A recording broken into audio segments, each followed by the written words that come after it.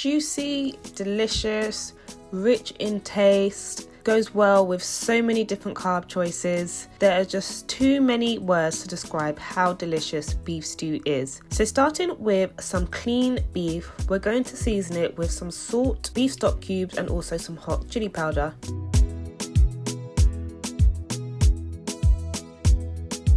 Separately, we're going to dice some onion and we're going to add this to our beef too, which is going to help when it comes to making our beef stock. Mix in all of these seasonings that we've just added, and then you want to add your beef to a pot as well as some boiled water until the beef is just about covered.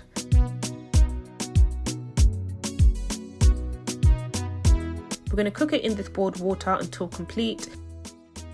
We're going to make our pepper mix using 1 tin of canned plum-peeled tomatoes, 2 tomatoes, some onion, and also some peppers. So you can use bell peppers, Romano peppers. I like to use a mix of the two. The Romano peppers just adds a little bit of sweetness to the taste.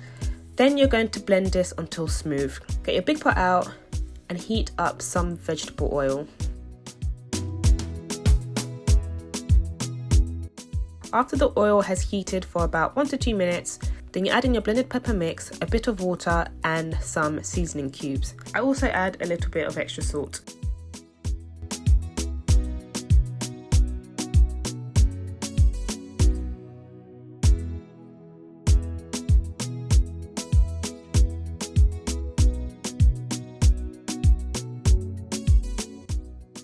So you cook that on a medium to hot temperature for around 15 to 20 minutes. And once you've cooked that for a bit of time and you've cooked your beef until it's complete, so that's going to take another 15 to 20 minutes separately or at the same time, then we add back all of our cooked beef to the pot of stew. As well as the cooked beef, you also want to add in that stock. And that stock, I say it all the time, but it honestly makes such a huge difference to the taste of stew. It's almost like a secret ingredient. If you're missing this, honestly, you're missing a lot. Allow this to cook on a medium temperature for another 20 to 30 minutes, just so that all the taste can soak into each other and that your beef can get nice and soft. And then you are done.